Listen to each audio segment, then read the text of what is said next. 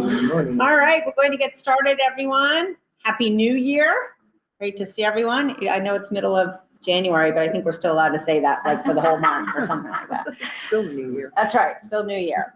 And, you know, as part of our New Year on the board, Sylvia, as our board chair, who will be here in a minute, she redesigned some of the committees. So you'll see some new faces sitting here at our EPS table.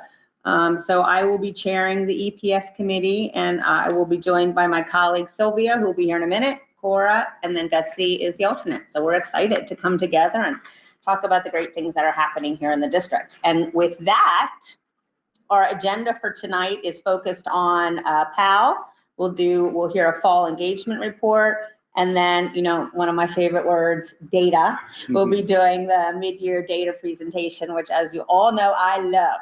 So I will turn over to Dr. Donnelly. Great, thank you so much. So as Dr. Beer said, the first agenda item is our mid-year engagement report with PAL. So I'd like to invite Lori Kesselman, who is our gifted liaison, to share what's been going on since the start of the school year. Hello, everybody. I think I know both faces. Yeah, I think probably because of Mr. Owl, maybe. It can Or no? hear. It'll Okay. hear, yeah. Okay, perfect. Okay. I need to stand close to it. You're good.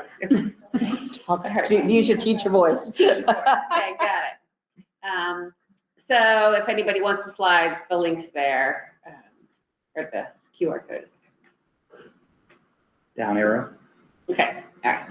And this is just an overview of what is happening with the PAL program in the elementary and middle school. And I guess a little bit about how my role has evolved and how I'm working with everybody. So this is the team. And the elementary gifted program really has supports in the way of the math specialist, the gifted support classroom, the regular ed classroom, all of those places. They're working on the goals that are written in the GIEP. And all of the goals are aligned to math, science, and ELA. My role as the liaison is to provide teacher support. There are some of the ways that I'm doing that. Connection and collaboration, so trying to get the students at the 3 schools to get to know each other and communicate in ways and have some shared experiences. And then also communication with parents and with the community, trying to have some of those dialogues and also aid in the progression from 5th to 6th grade, which is a big change in the gifted services, or the way it's done, I guess.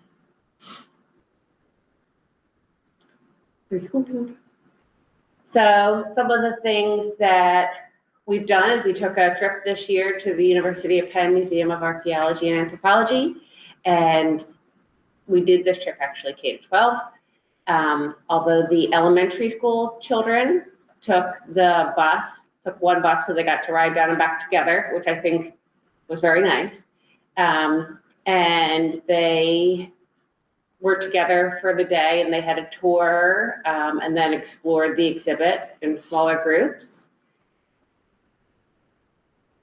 And then this is the secondary kids. Same museum, we were at the same place. We took the train, which was right when they were having the problems with the trains being delayed. So we got down to the train station and they were like, your train's been canceled. Oh, boy. But one set of parents drove some of the kids down, and then the rest of us took the next train. So we got to learn how things work in the real world. But we still got a really nice time in the museum. And we stayed a little later than we would have had to if we were taking a bus. The elementary school kids went back. We stayed later and then took the train back. And just the train experience, honestly, is a pretty nice one that a lot of them hadn't done. Trying to read the train schedules is always fun.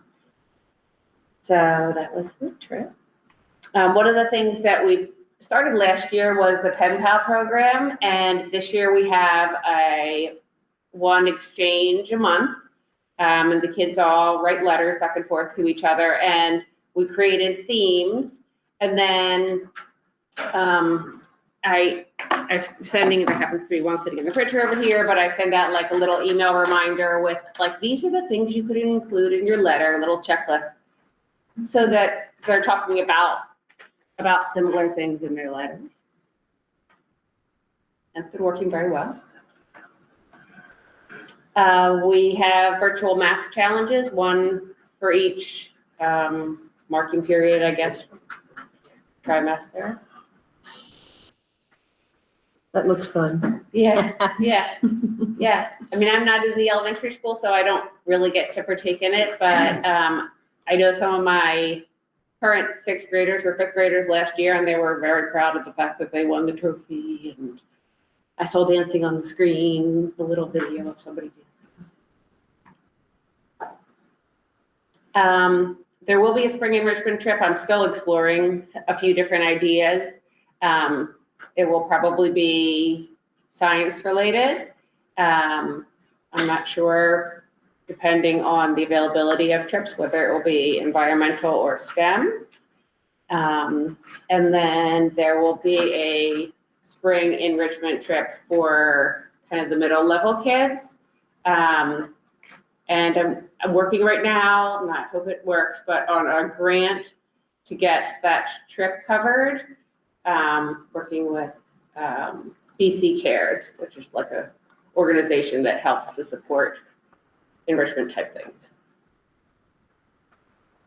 Next year, in the fall, we are working with the Cybersonics team to have the first trip of the year be science related, where the kids would come here and the robotics team would run some workshops, show us their robot, but also run some activities and workshops for us. Lovely. And then this is just some, I mean, I'm just gonna fly through these, you can always look at them, but this is just some samples of some of the things that are happening in the different schools.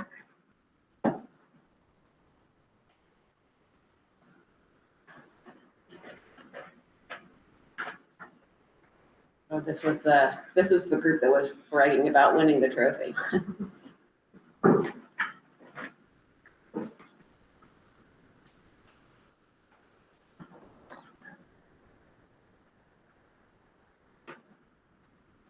Some things in the middle school, their gifted support is in the regular ed classroom in mathematics. Mostly is acceleration, but sometimes there's a need for enrichment as well as acceleration, depending on the goals that are written. But there's students that are accelerated a year or two ahead of their peers.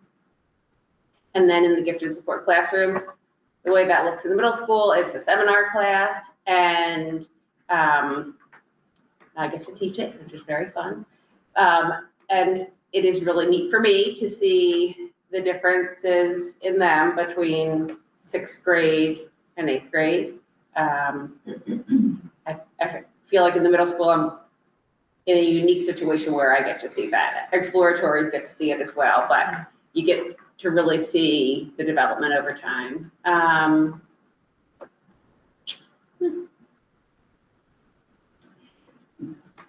Simple sample of what one unit, this was actually a 6th grade unit, where we just kind of go a little deeper into everything, and then try to find outside sources and make connections with experts in the field. You know, if we wonder something and can't find a reliable answer on Google, then we'll try to find an expert and contact them.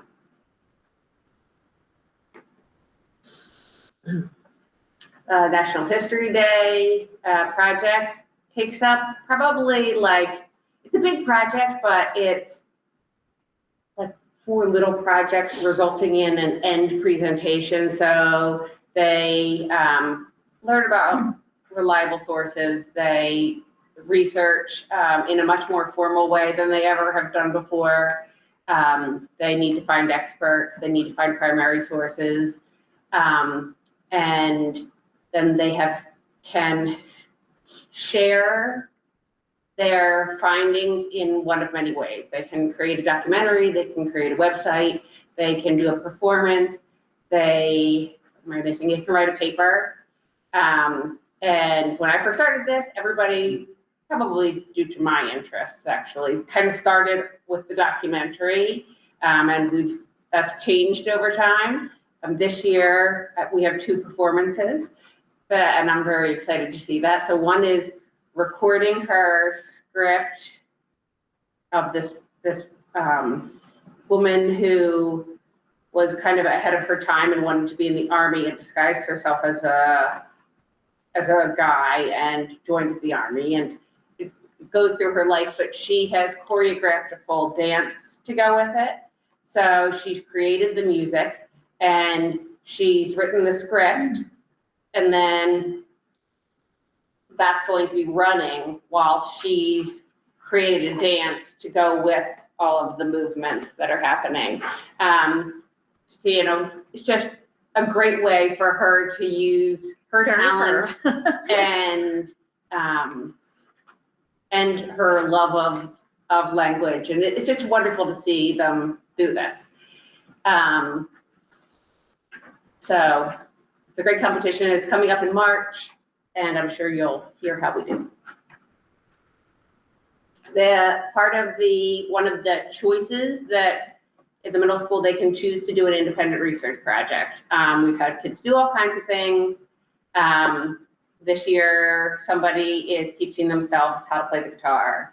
And, we just meet regularly. They've figured out a lesson schedule, and then they have check-in points with me. And at the end, we'll get to hear them play. So. Does it get graded on that? The independent research project is the only one that is not graded. It's not graded. Yeah. So we build whatever their plan is together. We have checkpoints. It's really just, I report out in the GIP whether or not they met it or they didn't. Mm-hmm. There have been points where they've abandoned it, and I just, okay, that is what it is. Maybe we shouldn't do this next time. So they find out they don't really care for it, and yeah, or that it was very hard harder than they to expected. keep yourself on a Yeah. schedule like that. Mhm. Got it. One of the things that we did last year, and we're going to get to do again, is we got to come over and be in the audience in the debate finals, and this really was a lot of fun. And we got to have lunch with the debate team ahead of time, and the kids were very excited about the process, and they got to ask questions. So it sounds like it's going to be here again, and we are going to get to do that as well.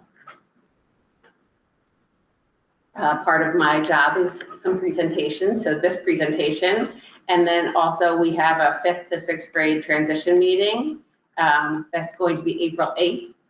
And in the Pauls Library, that went really well last year. It was nice having kind of all the parents from the 3 schools together, because they all had very similar questions that we could answer for them. I have put out 3 newsletters, called newsletters. One just went out last week, I think, and just kind of saying what's happening, what's upcoming. I've gotten, when I send these out, I often get emails from parents asking questions or saying something that they liked or an idea that they had. It's been really nice. Is that to all the parents of PAL students, like from K to 12? No, this one's elementary. Oh, it is. So I do a separate one for the middle school. And Okay. the high school is kind of its own thing because they're progressing through the classes. That's really how they're getting most of their challenge. And then at the end of the year, we did a feedback survey last year, and we'll do the same thing. Got some good ideas. Actually, the idea about the themes for the pen pal letters came out of that parent survey. I think it worked really well. So Yes. Any questions? All right, thank you. Yeah. Questions from the committee? Sylvie, oh, you want to go first, Clark? Yeah, of course. heard you I go. always want to go first. I'm flexible, by the way.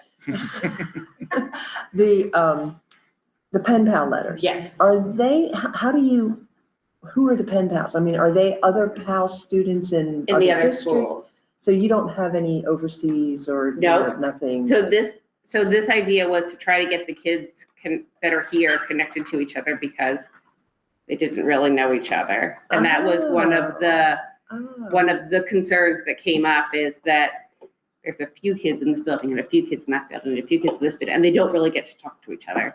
So So they're pen pals amongst each other? Oh, Yeah. that's really cool. Okay. whoever their pen pal is not in their building. Okay, So, but it's here in the district? Yeah. Okay. so I run around like a crazy person. Yeah. Yes, yeah. Well, actually, so I have pen pals now with the high school. My sixth graders are talking to the high school, and I keep giving the bag to Rich. Take it over there. Oh, that's neat. So, yeah, it is fun. It is Saves fun. postage too. And the kids love getting the letters. They love it. Yeah. Yeah. Okay, So. thank you. Okay. Even though high school. Yeah. Didn't want that, we had a cheer. Yeah. Yeah, no, it's Oh. very But Cora exciting. wants to know if they're all in cursive. Yes. I don't look at I would say that I'm a light teacher. none of them are cursive. I'm sorry. If they were, the other person couldn't read it. Do they type them? I mean, No, they're they're handwritten. printed? Yeah. Mhm. Yeah. Oh, A letter should Oh be my gosh, I shouldn't have brought it handwritten. up. You should have. I'm just assuming since Yeah. Palisades proudly, promotes cursive. They're not in cursive. Okay, Sorry. work on that. There you go. You gotta get the gym teachers to work out Yeah. Strengthen that those muscle hand memory. muscles. All right. Sylvia? Yep. Can I jump in? Yeah. And I apologize, I missed the beginning. It's okay. Can it, just as a frame of reference, so this year as opposed to last year, can you lay out, are there any operative differences this year with the PAL program that we should be aware of? That, last year was, I think we keep tweaking some things. So, and I know this is largely in the elementary and the middle school level. So are there any big operative differences, changes in the program as a result of good, bad, and different? And I'd like to capitalize on that because I was kind of thinking the same thing. Like last year was your first year in Yeah. the role, right? So when you first came to EPS, you presented a lot of things you were thinking about, which were all wonderful. And I wondered, have we been able to make progress on all those things? Or is there anything else that we need to continue that we didn't do or that we said we were going to do? Any of those kinds of things. So along with Sylvia's question. So as far as my role goes, I don't think there has been a ton of change from last year to this year, although it's, things are more established. So like the pen pal letter was started like in the middle of last year and we only got 3 of them, where 3 separate letters. Now they're doing it every month and there's themes. I've figured out a way to remind everybody so that they all come in. So I guess maybe I've just gotten a little more organized with how to run that. I feel like with the trips, this year was a lot easier for me just because I had already had the connections in place with the different teachers. I know who to go to for what. I think there has been some change in the math, but that's not really my part. That's more Charlie's part, and I don't really know, so I can't speak to that part, but maybe Mr. Donnelly can. So yeah, I guess it seems like it's going well. It feels better to me this year than last year. I felt a little crazy last year. I figured out how to make the schedule work, which was hard for me last year, so that I'm able to get to the buildings and I'm able to meet with the teachers who want to be met with. And I think they've also figured out how to communicate with me. Some people want a lot of help, some people don't, and that's fine, as long as they know that I'm there. And the parents' feedback, was that? Yeah. Positive? It was very good. Yeah, I think I shared it at the end of last year, but I'd be happy to reshare it, the survey results. Okay. Yeah. My only other question is, on the third slide, we talk about acceleration and enrichment, and I know that's all based on individual student goals. Mhm. The majority of what we see here in the presentation is enrichment. How are we dealing with acceleration, especially at the elementary level? And, like you said, probably Mr. Traber with the math piece, but I'm even wondering about, ELA. How are we dealing with that? So probably on a case-by-case basis. Got it.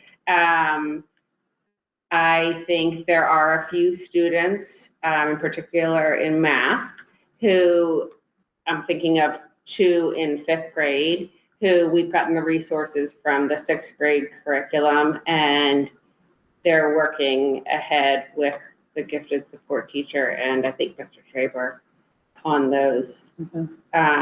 So I think it's really a case, there is no acceleration plan in the district to move people to different classrooms. Right. That is not, but as a child needs it. We've worked with 2 students who really did need it this year to find ways to get them the curriculum. Okay. But like you, in the, like when I see the middle school, like Single Shard, which by the way is a great book, but I mean, it's a 6th grade.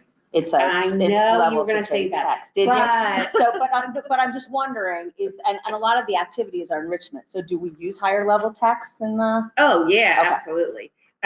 You mean they're reading, plenty of things, but like also primary sources, Yeah, like, yeah. which we need help decoding. Sure.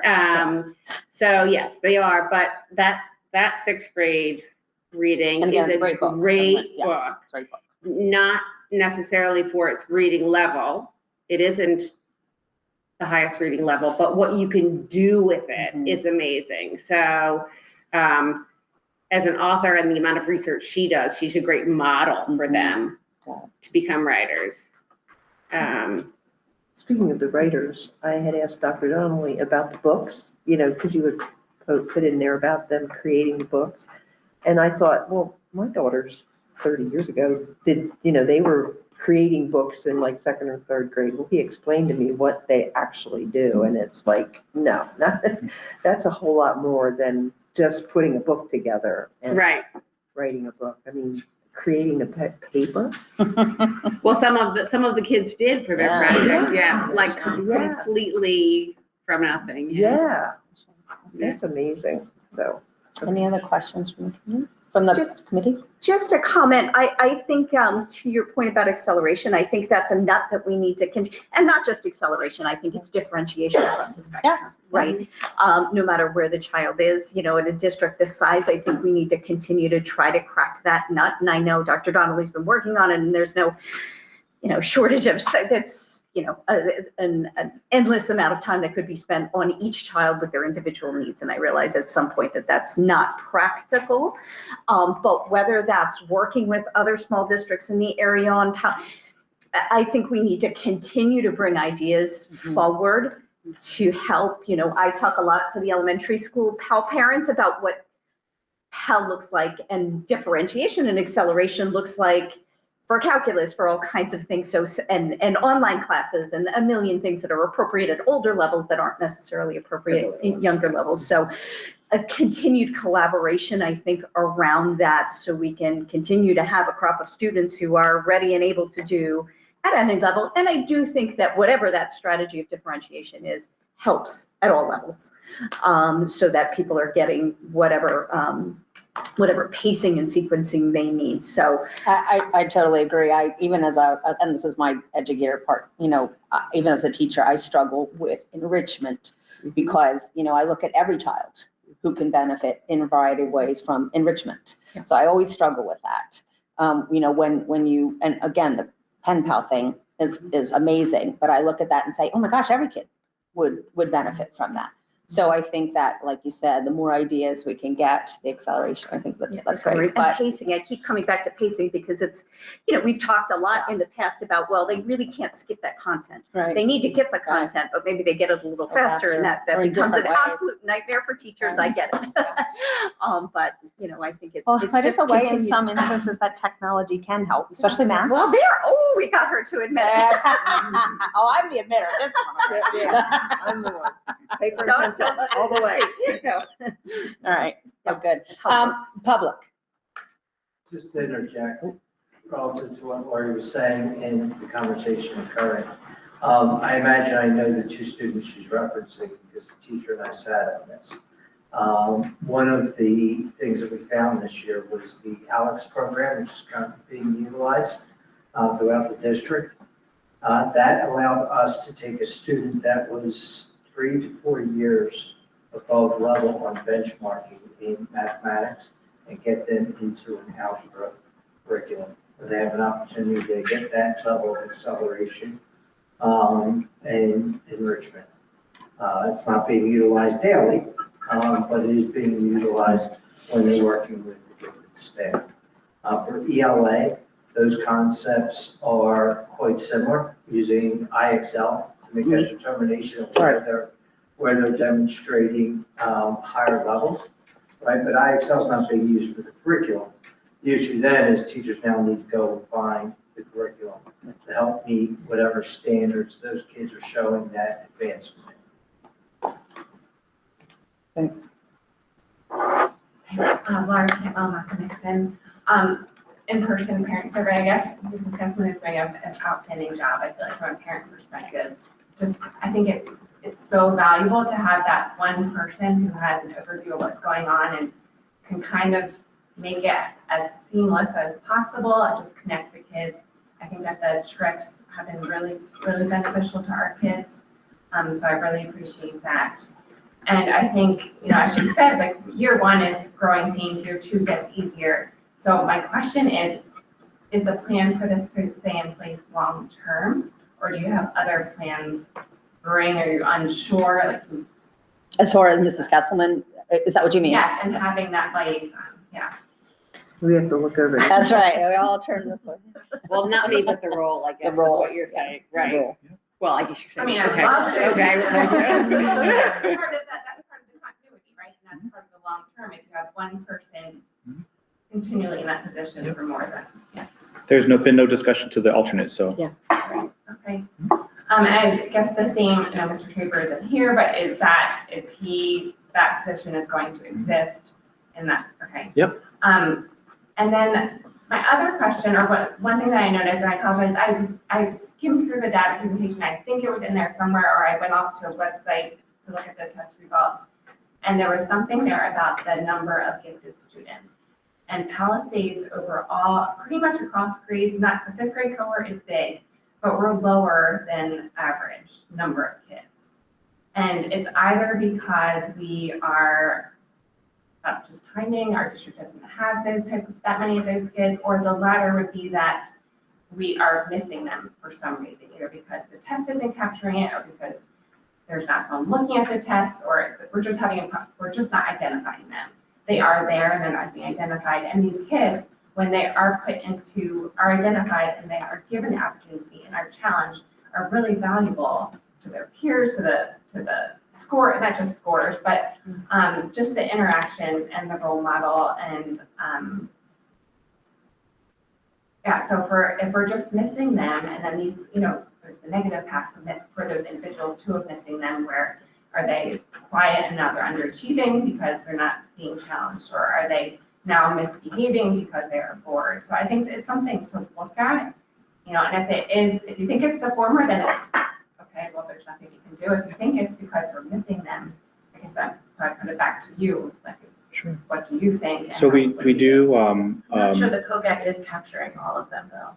Well, but I mean, I know, but so the answer to that, to start with, is we do a universal screener in second grade, and Mr. Defani can speak more to that. And that's just one piece of it, right? So, and there are cut scores that go with that we follow with those guidelines.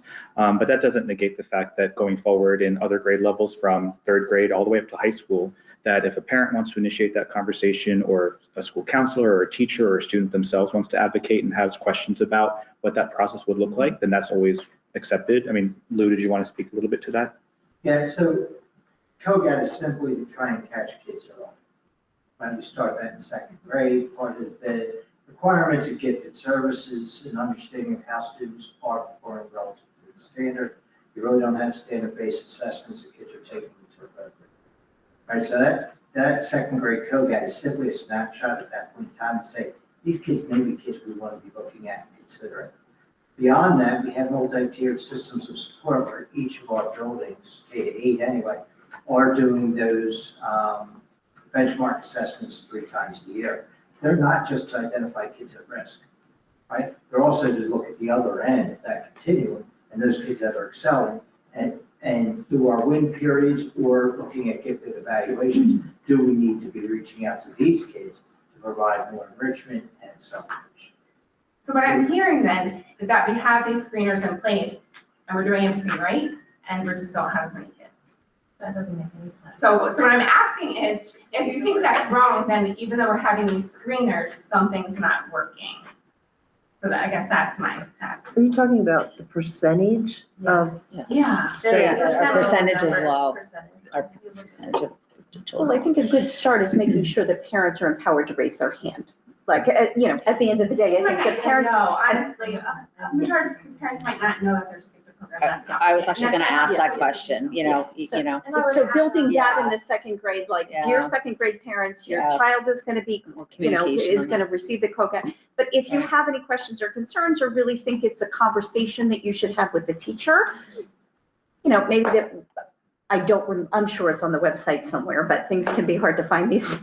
We suffer from an over communication sometimes. So perhaps that there's a second grade communication at the very least. And so parents know how to raise their hand, because I think organically, screeners are screeners, but parents are the ones that are like, oh, something maybe is here. I would also argue that, like, maybe not argue, but pass the idea on that, one, parents don't even know when the COGAT's given. They're only called if a number is flagged. So I do think that that would be really good. 2, I think it would be great for some professional development for teachers. Here's how to identify some of these students that you might be missing because they don't fit what you might think they might look like. And 3, possibly along with parent education, when we had one gifted teacher in all 3 buildings, she had the time to go in and observe and would be able to flag students. Hey, I saw this student working in this group, and I think that we should look at that person. And I'm not sure that the way that our current configuration of teachers is that they have the same amount of time and resources to be able to get in there and identify students because they are doing multiple roles. So that might be something where they might also need a little bit of professional development and or support and or time to help look at those so that we can really have accurate numbers, or at least similar numbers to other districts, or what percentage-wise of students should be flagged for that. So I know that we have the next several meetings planned out, but I would love to hear from Mr. Traber again, and maybe if he can come back, we can talk more about some of these, Sure. his ideas. Sounds great. My question is actually about Mr. Traber. Originally, we had kind of talked about it being sort of 50-50 in intervention versus gifted and enrichment. And I was just wondering if we had kind of a current percentage of how he is spending his time with feet on the ground in the elementary school.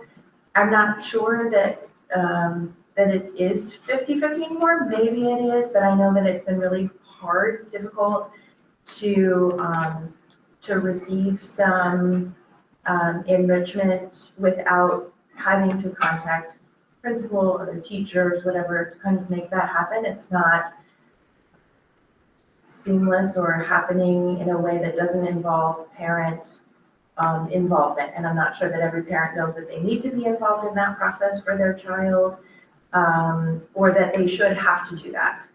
So I didn't know if maybe that's just because his time is getting more sucked into other areas, or if he is still open 50-50 like we had originally talked about. So maybe when we decide, when it's good for him to come to the meeting, maybe questions that you have, you could, send our way. So we could make sure that that is included in the presentation. And I have some of what you just shared. Great. And then I think the only other thing I have two other little things is one, I'm always harping on professional development. And I was talking to somebody and they said to me, yes, I didn't get a lot of professional development to help these gifted students that I have been charged with this year. I was kind of thrown into it and I am making the best of it. But also, Jill, I don't actually want that much professional development on this because I want professional development on the subject that I want to be teaching, that I was hired for, that I love to do. That's where I want to spend my time and energy. And I honestly can't blame that person. So one, I think that they probably do need it, but also just to keep in mind that we're still asking teachers to do jobs that they did not intend to do. Isn't their love, is pulling them away from the thing that they are passionate about and care about and really deserve to be able to put all of their energy and effort into. And I know that anecdotally, feet on the ground, real conversations, that some of those teachers admittedly say that they cannot teach the math that they have been tasked to teach to the children that they are supposed to be teaching. And they really do need some more support and some more professional development, and also maybe just some creation of where they might prefer to squeeze money there. And then lastly, we are finishing elementary school and we're gonna lose our feet on the ground in elementary school. And I know not everybody feels the way that we do about PAL. I think some of it is because we came from, we were here for the transition and we know what it can be and what we've tried to cobble together as a district to make it as strong as possible. And I would just implore you to continue to ask questions, put it on the agenda, because we aren't going to see it anymore. We'll be able to hear the presentation and be like, oh, that sounds really great. But we won't have the background and the information coming from our own children and our own experiences to know what is, day to day happening. And so just continue to keep it. It's important for those kids. I mean, our district goal has a lot to do with really meeting every learner where they are. And I want to continue to always remember those kids in a really powerful way, because they can do a lot if we give them what they need. Great, thank you.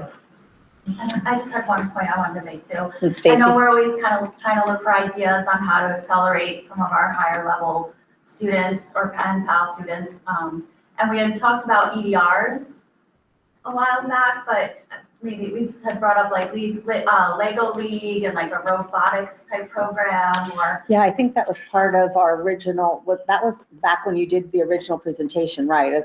Have we, yeah, sorry, I didn't mean to interrupt, my I apologies. just haven't seen any of those things. I haven't even really seen chess club at the elementary level. And I think having some type of EDRs might help, and not just the PAL students, other students that are high achieving and want. The one we had talked about last time, I think at this meeting last time, Yeah. was the Lego League one. Right. Because we have a teacher and we have kids that would be very interested in doing it. It would probably need the EDR and to buy a few of the kits. Right. I think we determined that it would only need like 3 kits. So we haven't done that yet. No. Okay. But that would be something great to do. And the thing is that will benefit all children. Anybody could do that. It wouldn't have to, but it would be an enrichment opportunity that'll be available to the kids. And chess club starts in March. Oh. I'd love to see even some stuff at the middle school level too. I don't know if we could do like a math club. I mean, we talk about the students that skip the contact 6th and 7th grade, if we could have like some type of math club that maybe could fill in some of those gaps, or. I thought we And we had. have like homework club, so we're helping those kids that need intervention, but I don't see programs out there that are more for acceleration for. Mm. There's Okay. some math. Yeah. There was. Nico was the only one. Yeah. I mean, Well, sorry, yes, I'm not trying to be a skeptic at all, Yeah. and I would love the idea of math club, but the middle level, there's so many other things going on with all the That they- yeah, sports that and they're the gonna sign up for musical, you can't math, get like, yeah. I get that. But Okay.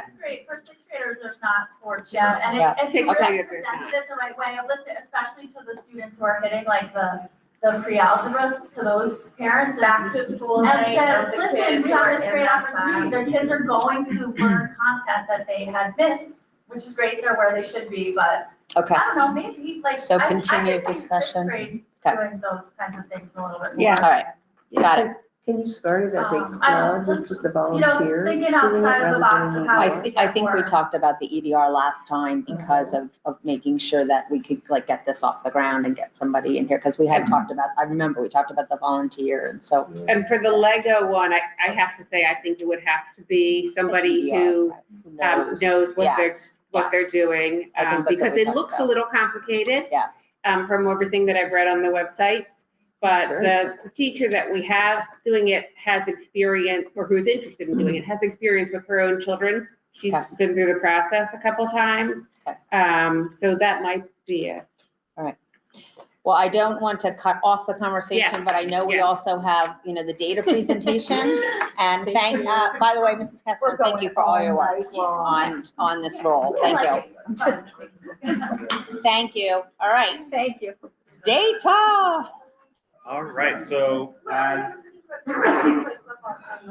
Dr. Beer shared at the onset of the meeting, this is her favorite topic in the entire world, so we hope to do her proud this evening. And Sound of Music. There, and Sound of Music coming to the Kimmel Center in late February. So we're gonna sing the data. I said we're gonna start at the very beginning. So this is our annual mid-year data presentation. Yeah, sales last year. Hearing the committee over the past few months, wanting to have a literal fire hydrant of data. We're hopeful that our principals came to that challenge. I know that they did by putting in tons of data in this presentation. This evening, each building will take about 10 to 12 minutes to share with you some highlights, both of the positives, but also of the areas that they've taken from data that they want to continue to work on. What interventions are they putting in place, and maybe where there are still some needs and gaps that they've identified. Before we move into the actual buildings, as a reminder from our October presentation, data is an important part of each student story. It is one part of that story, but an important part, and it helps us to understand them through that numeric lens. I shared here with you very briefly from the chart that the board received over the summer regarding the what and how much, what it is we do, how we measure our students from these different assessments, what that data source is, and what the reason is behind it. Why do we use that data? What does it mean, and how does it impact the decision-making that we have in the district, both for curriculum decisions as well as supports for students through the MTSS process? Some additional ones there, which again are not just academic, but rather on track and school climate indicators, which are also as important, right? If a student's not present in the classroom, they're not able to learn. So attendance is important. If they're misbehaving and they're not attentive, then they're not able to learn as well. So principals will also speak, particularly at the elementary level, a little bit about that data collection and the school-wide positive behavior systems in place to help keep students in the classroom and learning and attentive. Just in general, as a reminder, we have our data teams in each of our buildings. Our data teams meet regularly with the principals. It's a cadre of folks who represent a variety of titles, from reading specialists to math specialists to teachers.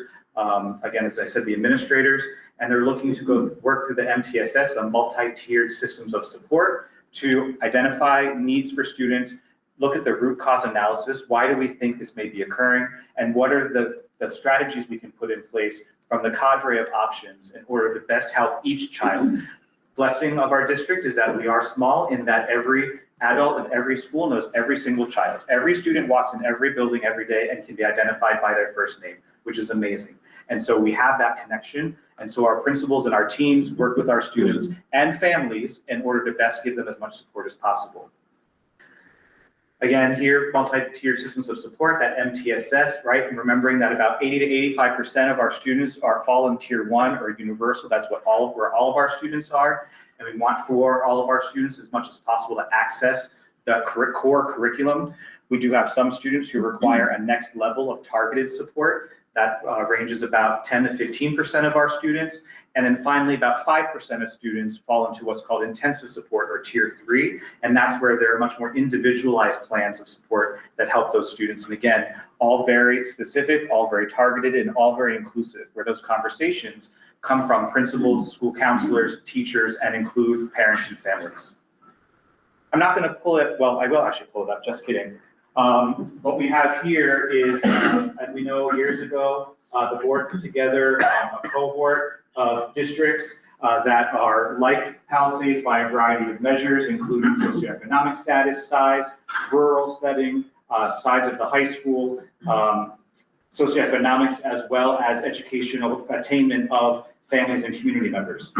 So without getting into the detail, as you can each click on these links on your own, I did want to share a great positive is that for the second or at least second, if not third year in a row, Palisades Elementary School from our cohort of all districts, including Quakertown and Penn Ridge and New Hope Solebury, scored the highest on PSSA last year. So again, I know that we often talk about, some of these districts, we talk about the academics and all the great things happening there, which is awesome. But in perspective, I wanted to point out that it's important to celebrate when we compare that our schools, whereas many schools did have 100% on their career standards, in Palisades, we had the highest level for math and for ELA, and I would predict potentially even science because we've done really well in that area as well. But last year, science was not reported because it was a brand new test that they were field testing, and it will be this year the first time that our 5th graders take that exam. Keep in mind as well that this year will also be the first year, much to my chagrin, that all of our students in all grade levels will be taking the exams online. I struggled with that, and I was a stalwart and held out. Last year was the last year we were allowed to have our elementary do it pencil and paper. Unfortunately, in my opinion, that's no longer unfortunate. My opinion's unfortunate that we no longer have that as an option. So our principals, we're meeting next week for our monthly meeting, and we're going to review a website that's going to give our teachers and students an opportunity to practice so they can have an understanding of familiarity of what does this look like? How do I feel about looking at the screen? How do I navigate my mouse or my keypad? So we're going to work on that to give our kids as much of an advantage as possible now that they're going to be testing online. I noticed that Durnox for the math was the highest out of our 3 districts. We have a title program with the math interventionists at Durnox. Yeah. Do you think that is? Absolutely, yeah. So we have a full-time, because of title funding, we have a full-time title math individual. So Mrs. Moyer is in that building every day and is able to provide supports for intervention. So that's definitely a big help. I know Mrs. Colley has done lots of work with her team. They're very good about taking a look at the standards and where there are gaps and then working through that. Yeah, I'm sure she'll talk a little bit about that during her building time. So with that being said, 10 to 12 minutes for the high school. I'm gonna time you and, oh, you got your time. So as Michael said, there are a number of different data sources, and I'm not gonna read these to you, but I put some of the key ones up there that I know students get prepared for, they get motivated for, and they really cover a variety of areas. What I will say is this: when you look at all of these standardized type of assessments, Keystones, AP exams, SAT, NOCTI, we are above state means and all tester means in every category. NOCTI, 22 of 22 students score 100%. That's awesome. Act 158, which is now a graduation requirement, 107 of 108 students met that requirement last year. Quite honestly, 4 didn't. Who were those 4? Those were the 4 kids that dropped out. Graduation rates, we've had conversations in the past about graduation rate. We purposefully want certain kids to stay for that 5th year. And the National Clearinghouse data, which we don't talk a whole lot about and isn't widely publicized, I pulled a piece of data from there. It actually tracks every kid after they graduate. Don't even ask me how they do it. Some algorithm, numbers. security number. I have no idea. But this tells a story about the kind of student that graduates from Palisades. 92% of those students that complete their first year in college return for a second. That shows significant persistence and preparation. And I would say this about all this data. At the high school level, certain standardized tests mean more to some students than others. If it means something to you, you're going to be motivated and you're going to do your very best. Look at our AP scores. You have kids that sit in AP classes an entire year. It means something to them to take that test and do well. Students that go to our technical school, they're motivated to take not the exam and do well. Students that are getting ready to go off to college and need to take that SAT, 84 students of our 105 students or so took that exam last year. The other 30 didn't because they don't care. They're going into the workforce, or they're maybe going to community college, or they don't need that kind of thing. Keystone exams, we try to motivate our kids. We try to get them as excited as we possibly can about it, but let's call it what it is. Some kids don't care. However, we still score above state and national means in those areas. And what we do with that data is we're able to pull some macro information about our high school, about what kids need and how we can support them across all content areas. Something we continue to focus upon tremendously is reading across all content areas, specifically in nonfiction text.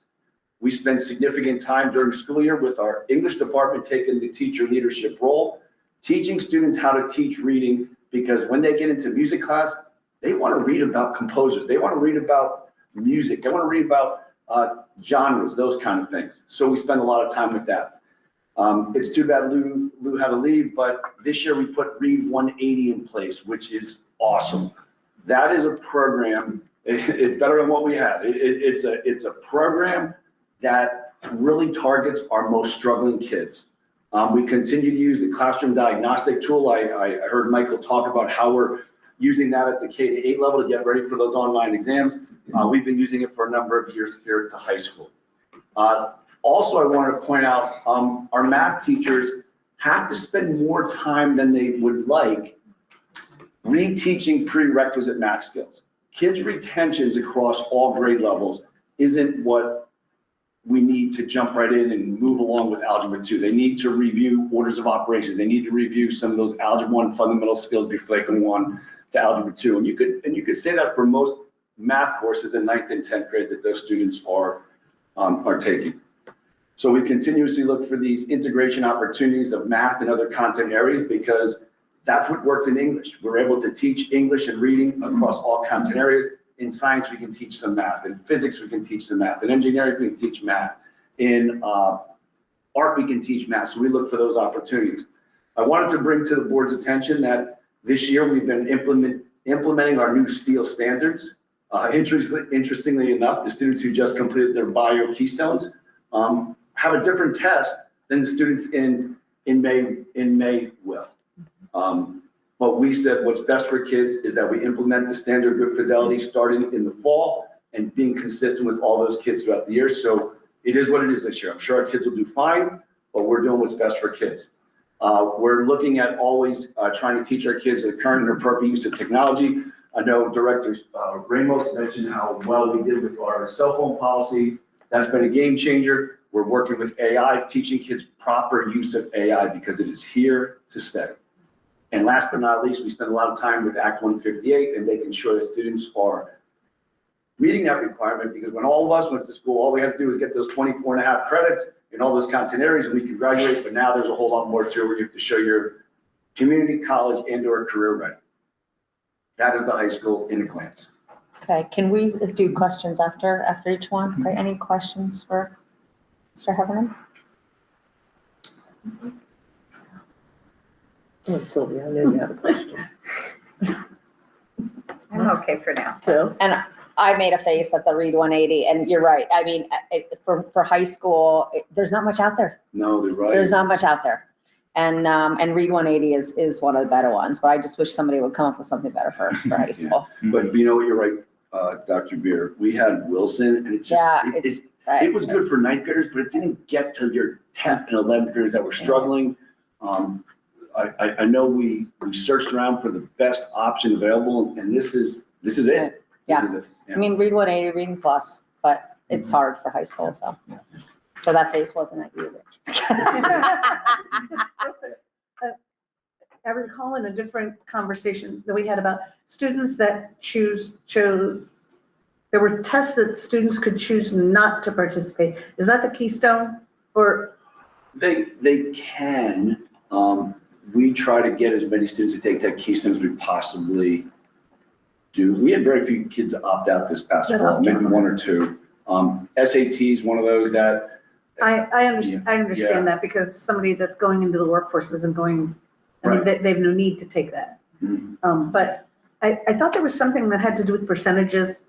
Like there are now multiple pathways. I mean, Yeah. that's a change in the past few years that I think initially Keystones were thought of as we're going to use it like the regents in New York, like you need to pass this test to be able to graduate. That has never been the case in Pennsylvania, and there have been more avenues to graduation. So if a student, the NOCD can be considered as a pathway to graduation, or if a student has been accepted to college, for example, that could be used as a pathway to graduation. So there are multiple paths. So whereas the Keystone initially, I think, was the test that was going to be used to assess proficiency and for graduation, and that's when they first started rolling out years ago, it's become de-emphasized as the one test that students need to pass in order to graduate.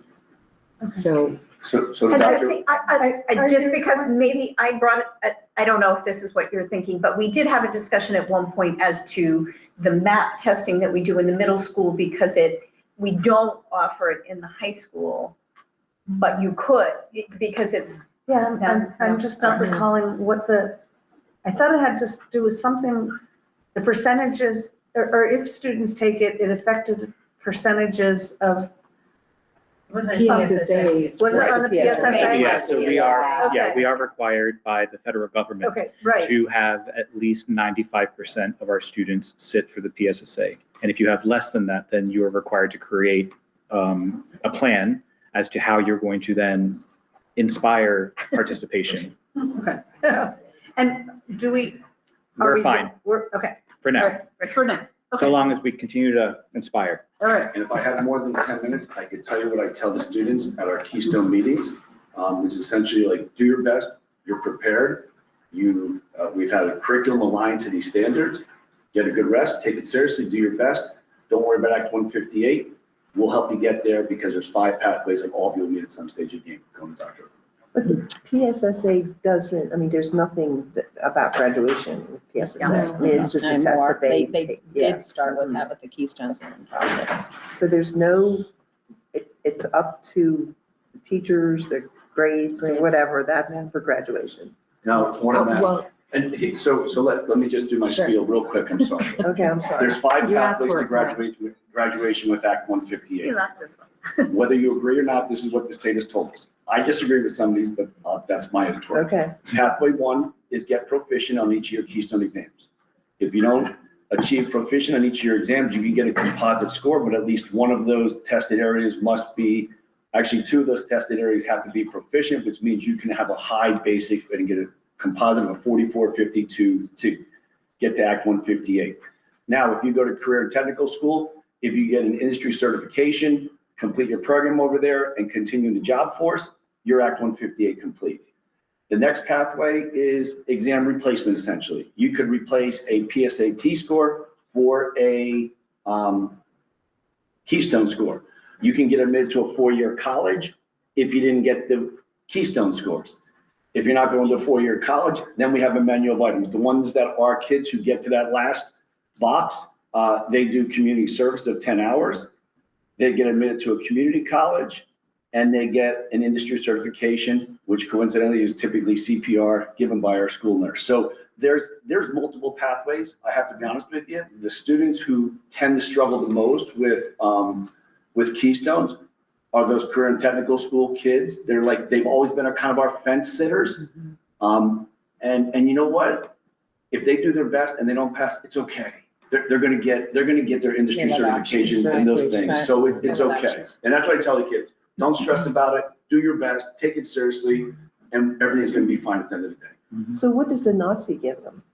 The NACD, that's an industry certification that helps them, I think, with employment. Like if you want to become a welder, you have your NACD.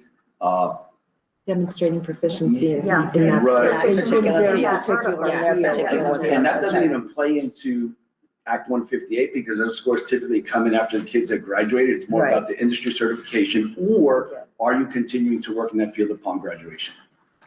Great, thank you. Rich, do you Carl's have, about to sit back do you have benchmark assessments in your courses? So internal benchmark assessments? Yes. Yeah, no? Are you saying yes or no? No, we, teachers do pre-assessments and then assess. But there's no common benchmark assessments? Interesting, okay. All right, thank you. All right, Dr. Scheibenhofer, you are up. Thank you. Some pretty cool pictures, as you can see. Palms is the place to be. So I'm gonna share some of this with you as well. So as we dive into the Palms data, I just want to preface that when you look at the Palms data, you're going to see a pattern that's pretty common. Our students do really well at the elementary level. When they get to the middle level, they start to face some challenges, and then they regain momentum in high school, as you heard from Mr. Heffernan's report. And we constantly have conversations as to why. Why is that the pattern that we see? And countless times when I'm at the IU talking with other administrators, like we all seem to have the same song, we're all asking the same questions, why? And a lot of it has to do with the middle school transition is pretty significant for our students when they get there. And on top of that, probably the most significant point is the significant changes that they're going through. And in grades 6, 7, and 8, you don't see students in their entire academic journey, educational journey, going through more changes than they do in grades 6, 7, and 8. We see that every day, as you can tell from my gray sideburns. And on top of that, when students get to the middle school, instruction becomes more content heavy, and the academic expectations increase. So when we take a look at that and we take a look at our scores, there's some of the things that we take into consideration as we're coming along. And if we're going to see foundational gaps in our students' scores, this is the time frame that we're going to see them. When we look at the PALMS data and dig into it, one of the things that is encouraging when you look at our MAP data, it shows growth for our students in grades 6, 7, and 8, the fall through the spring, in all 3 grade levels, especially in math. And what that tells us is that our classroom instruction and our interventions are effective. Our students are learning and they're growing. When it comes to the PSSA data, it shows that I should say PSSA predictive data, even though that growth is there, it's not translating to proficiency on the state standardized tests.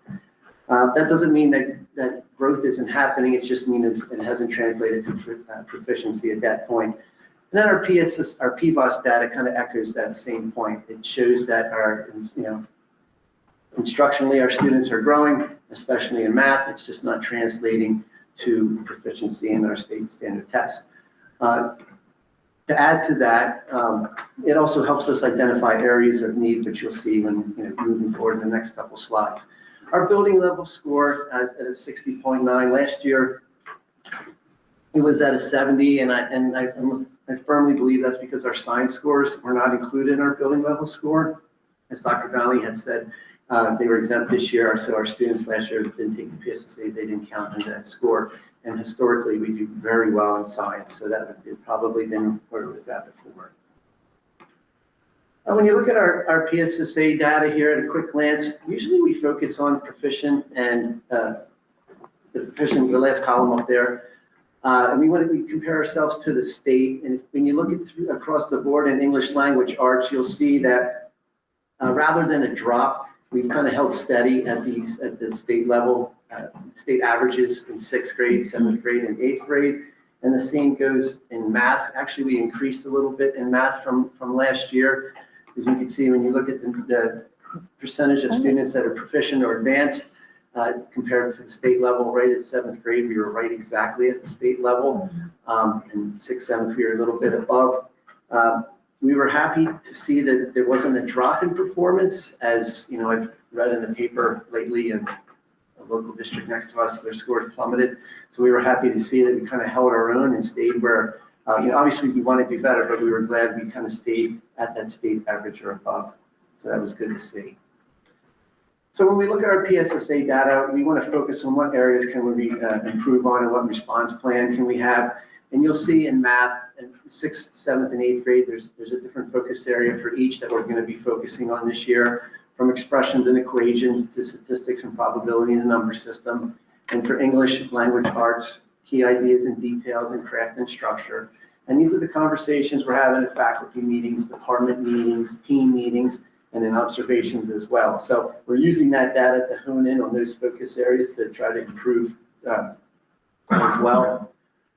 The data points that we're using in English language arts, we use our MAP PSSA scores. Acadians we're using for our special education classes, obviously classroom assessments. And Dr. Donnelly had mentioned in one of his slides, Firefly. I put together a pamphlet that, if you guys can take one and pass it around, to kind of let you know what that is, because it's new to us as well. And I've got some extra, Jolene, if you want to pass this around. And the audience as well. So Firefly is something new, and Dr. Donnelly, I appreciate he brought it to our attention. It's growing in popularity. What it stands for is Pennsylvania Firefly Student Progress Indicators. Say that 10 times fast. It's a mouthful. But it's an online computer-based benchmark alignment to PA academic standards. So we took a look at this and we realized that it does align itself with PSSAs and so forth. And there's obviously areas where we could grow on. It was we had an interest in it. As you can see, it's assessed in various subjects like English language arts, math, science, and so forth. For us, when I met with the departments, the department heads, we decided to pilot it, which we're going to do January 20th and 21st in ELA and math. Right now, the science department wanted to kind of hold off on that because they're looking at a new curriculum. They've been busy with that. And plus our science scores are usually 20 percentage points higher than the state average as well. But what really grabbed our attention with this is the bottom part, because we wanted to know how is this going to help students at Palms. So what really had our interest was it helps us identify learning needs earlier in the school year, allows teachers to provide support for kids who are falling behind, helps target instruction. Teachers can use this data to adjust their lessons because the feedback you get is instant. And the last two bullets, helping students become more familiar with the types of questions that are asked in the PSSAs and keeps the alignment to state expectations throughout the year. So looking at this as another data point, we're anxious to try it out. We're going to pilot it. The testing window actually opened December 1st for the winter session and it ends February 28th. So we're all set. Dr. Spearing was loading up our roster in there for testing tickets for January 20th and 21st. So I'll be happy to report back when we get those results. We're going to do it twice this year in English language arts and math. We'll do it later on in the spring. Maybe we're thinking right before the PSSAs come out because we're kind of looking at this as a warm up to the PSSAs as well. So I've been learning more and more districts around us in our cohort are using Firefly as well. So more to come on that. So we're looking forward to going through that. And fun fact, it is the Pennsylvania state insect. There you have it. Go. Stink bug. And then what we're doing in our English language arts class is to support student growth and narrow those gaps. We still have our co-taught classes, Language Live. Our resource period is utilized every day. Our Meet the Standards Club is going to launch in February. It's going to be for 7 weeks. And here we're looking for those students that are right, those bubble students that are at basic and they're just that close to proficiency. So we're going to invite them in for 7 weeks to give them enrichment to hopefully kind of lift them up to the next level so they're proficient. So we'll do that in English language arts and we'll do that in math as well, starting in February. So we're excited for that. Math is essentially the same. We're going to use MAP PSSS scores, classroom assessments, and Firefly. We're doing that with math as well. And the only difference for this next column is Math Monday. We're still doing that. As everyone knows, we have mentoring every day, but on Mondays, every student in the building gets 20 extra minutes of math. So we're going to continue to do that this year. But they love that. Very excited about it. It's usually gamified, so maybe. Yeah, it's fun for the kids. It's a good point. Science, same things. Firefly is not on there. As I said, we're not doing that. And supporting the gaps, they use resource time, team department time, and so forth. And then, as Dr. Donnelly said, the reason there's no PSSA scores up there because of the federal waiver this past year, but they'll be back this year coming up. The committee wanted me to make sure I shared with you some of the classroom instructional strategies that they're using because they're working very well. So in math, it's a new curriculum this year, Carnegie Learning, and for grades 7th and 8th. Mathia is a separate software program that individualizes for students that are struggling. I must say that Carnegie Learning professional development for our teachers has been outstanding. I was in one of the workshops before the school year started, spent the day in there. I couldn't be more pleased with the professional development to help our teachers along doing this. It's been top notch.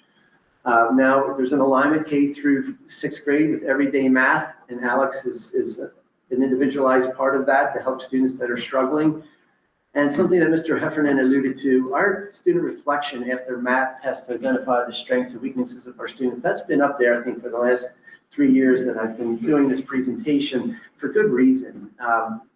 It's tough in the middle school, as I stated earlier. The students are going through all these changes, and they're worried about who likes them, what they look, all those things, and it's not really a priority for students. But to get some buy-in for them, we want them to be a part of their program moving forward. So when they're identifying their strengths and weaknesses, they're setting goals for themselves, and we found out that to be a really good thing, especially in math, for the students when they take their math test. So it gives them something to shoot for. And English language arts, Membeam, we're still using that program to help increase our vocabulary knowledge. And throughout the department, we're still looking at our classroom assessments to try to mimic the state test design on a smaller level or smaller scale. And then for science, as they're not changing it from last year because they feel really good about it, claim evidence reasoning, they're using IXL, and they're also utilizing the classroom assessments based upon the STEEL standards. So what does the future hold for POMS? So this is really exciting because with English language arts this year, they're really looking into a new curriculum to implement for next year. So they've been very busy doing that. The same with science.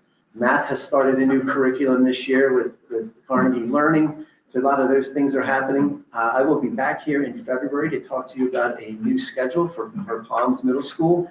One of the things, the driving force behind that is when you look at the research, it tells you 60 minutes of core subject classes is the key to success. So obviously that's a priority in the schedule that we're looking to create for changes at the middle school. But one of the ones that I think is equally important is you'll hear the elementary principals come up and talk about their academic interventions and their behavior interventions, and they do it with fidelity. They're all top notch, all 3 buildings. At the middle school, we have our behavior interventions through MTSS, and we have tier 1, tier 2, tier 3, and we're doing it with fidelity, but we do not have an academic intervention built into our schedule. So much like the WIN period at the elementary levels, we will have a pilot period built into our schedule where students will be getting that academic interventions that they missed. So I really think that's going to be a big home run for us moving forward. And lastly, with everything I kind of presented with you tonight, I wanted to share in the fall, U.S. World News and Report reached out to me and with an email and said that they had evaluated or ranked over 860 middle schools. We were ranked 286th, which is in the top 40%. Now, would we like to be in the top 20% or 10%? Absolutely. We think that all these things and these changes that are happening at the middle school, that's within reach. I know everyone's excited to see what happens 2 or 3 years down the road when these curriculums are set into place and everyone's gotten their professional development and teachers really have an opportunity to grasp this. We're excited for that. So our theme is focused time, targeted support, and real progress. So that's what POMS is all about moving forward. Okay, thank you. Thank you. Questions for Dr. Teigenhoff? I'll start with Sylvia. Thank you. No question, just, something that smacks at me. And thank you, Carl, and thank you for the honesty there. And I'm looking forward to your presentation on February, and I think the board needs to really seriously think about the investment. If we're carving out time for enrichment and intervention, there is an opportunity for us to invest there. in terms of having people boots on the ground. I'm excited to hear from Marie Colley to see, the role of the interventionist and how that can be helpful. But if we're carving out that, like, go big or go home, I think there's an opportunity for us. Huh? Yeah, I think there's an opportunity and I know you're similarly minded, but I'd like to have that as part of that conversation, not just having the time, but having the time, staffing the time, and going all in for that time if we're going to be doing it. Betsy? I have a question. What? Good information, thank you. Middle school's tough. We're growing. Yeah, exactly. All right, so I'm going to capitalize on what you said, Sylvia. I have a lot of questions, but bottom line, we need a math coach at the middle level, we need an ELA coach at the middle level, and we need an interventionist. And I believe we need to invest in that. Thank you. He's not going to fight you on that one. All right, Durham Knox. Hi.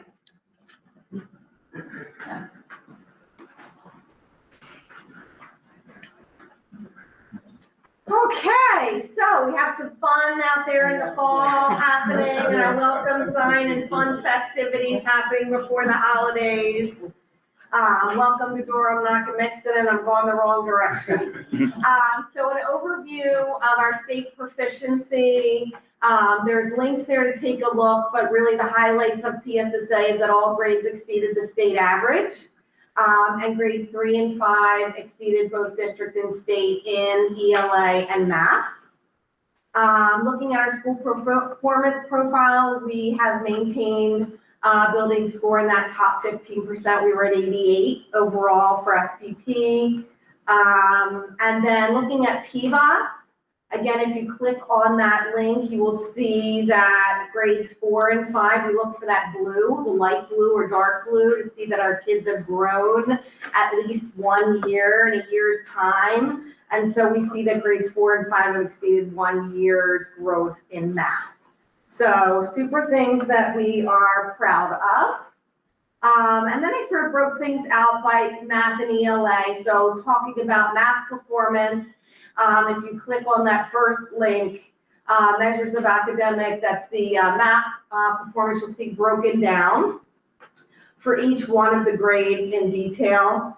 But really overall, geometry is a relative strength for our kids in grades, at least in grades 2 through 4. A grow area for us is numbers and operations, pretty much across the board.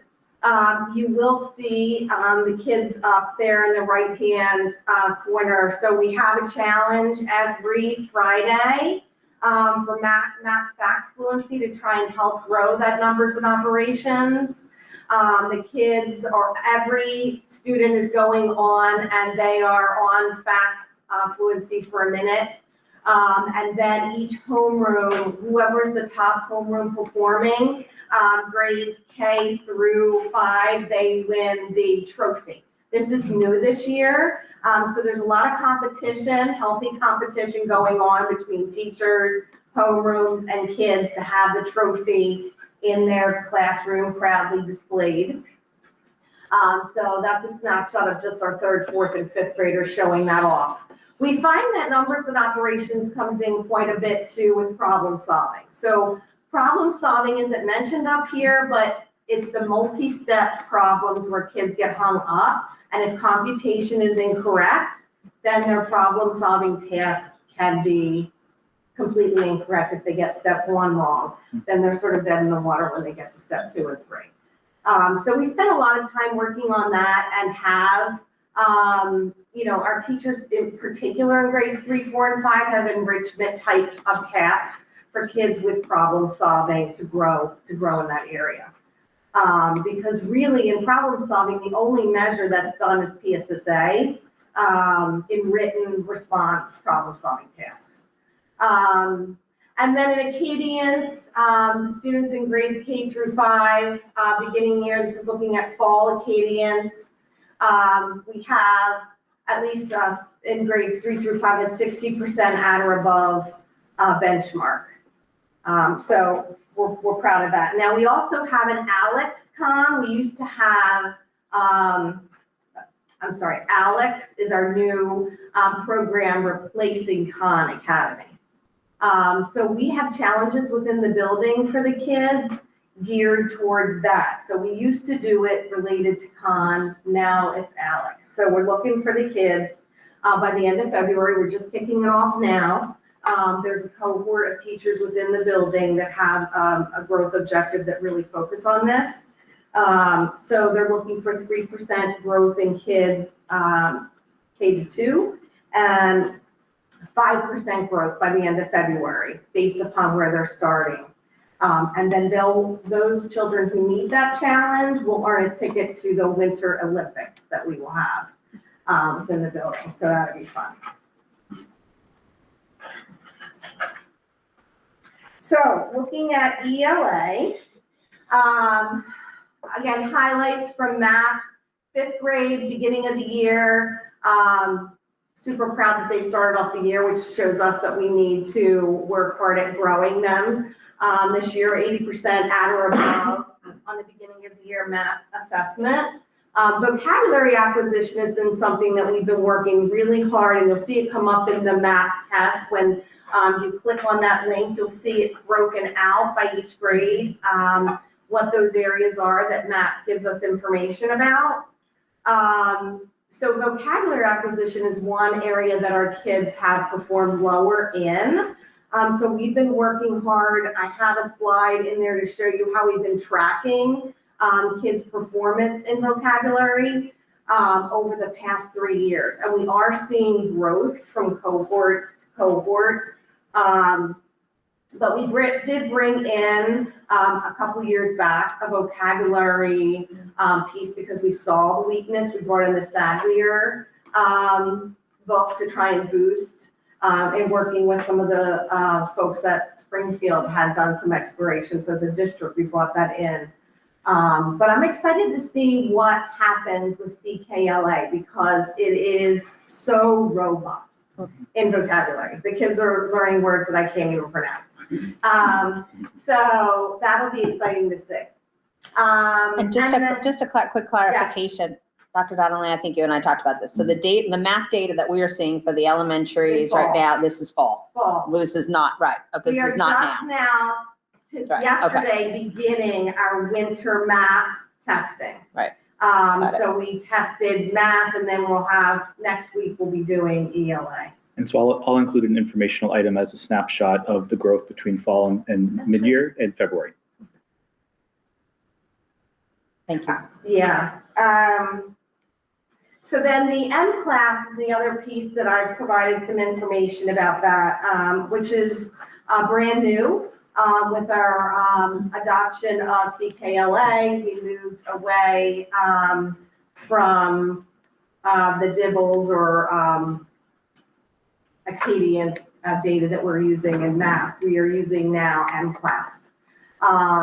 And I will share, this is interesting because our kindergartners definitely have come in very, very low based upon what we've seen. And the good news for me is I feel so there's no place but up from there for them. But I'm excited to see that kindergartners already with the new program are learning consonant blends, clusters. This is something that hasn't been a part of our reading program for kindergarten because we were using Foundations program. So it was really focused on letter sounds and CVC. Whereas in kindergarten, you're going in and they're reading words, sentences. So I'm excited to see what the mid-year will look like for them. I know that when we presented, Mr. Davis and I, just an update about CKLA, just to see all the letters training background and the kids looking at their face in a mirror to know how sounds are made. All those really great practices are included in that. So again, the link's there for you to look at that in more detail. So we continue to really look at, we're student-centered, so we have data team meetings every month, where our reading specialists, our, math folks, homeroom teachers are all around the table, our counselor, to look at really targeted specific goals for kids, making sure that they're measurable, that we're looking at the timelines, and checking in to see the kids are making good progress and intervening along the way if they're not. God bless you. Thank you. The other piece that, we're excited, the fidelity checks are really even our counselors, and the work that they've done over the past few years with their tier 2 interventions have integrated fidelity checks to really make sure the interventions are, that the kids are transferring those skills into the classroom. And then our PBIS summary is on our website. It's also there in the link, so that you can view that. It's a snapshot of our progress over the course of the year. We are proud to say that, in looking at that summary, we have had an increase in kids in those tier 2. So we have a solid triangle with kids distributed in that green section. We also had a decrease in ODRs overall, which we're excited. So ODRs are office discipline referrals. So there was a decrease in that we found in our summary. Again, looking at our tier 1, social emotional learning, we have second step that is for every student in every classroom. We have zones of regulation, and we have restorative practices. Tier 2, we have systems in place. One is called check-in, check-out, where they're working with a mentor or tied to somebody in the building that they're meeting with in the morning, afternoon. We have big brothers, big sisters, which we have at all 3 elementary schools now. Our counselors are running groups. And then again, in that tier 3, we have something at Durham called Bulldog Bus Bucks. So if we're having and seeing some struggles on the bus, and we've tried different interventions, we might go to an individual ticket system that we work with the driver to give a Bulldog buck when they ride successfully to school and home, so that we know, that their behavior is improving on the bus. What do they buy with it? So it usually translates to a reward. Like I have one friend who meets with kindergartner who meets with me every morning for about 5 minutes. We play a game if he's had a successful ride getting his buck home and to school. We either play Don't Break the Ice or some other thing. Yeah. But there's all kind of different things that they can happen. Yeah. Any questions for me? Questions? No? Good, thank you. Go ahead, Jill. My kids really love CKLA. It is very robust, and I'm sure it's overwhelming probably for the teachers to implement, but they're like excited about Rome and poetry and writing. How about Mesopotamia? Yes. I bring that up all the time, don't I? I was telling you about the Etruscans the other day. Yeah. There you go. And some very heavy They're content curriculum. studying words and how to spell them, they're really into it. It's been really exciting to see how excited they were about a wide range of topics, and it's really good. Good. All right, Mr. Davis, you are up. So you're gonna hear that, all 3 buildings are looking at the same data. We're implementing the same assessments. So, through data meetings, check-ins, problem-solving meetings with grade level teachers, K through 5, we monitor student growth in reading and math. We identify the specific skill deficits. They're identified interventions or enrichment or matched to the student needs. So I'll just start out with that.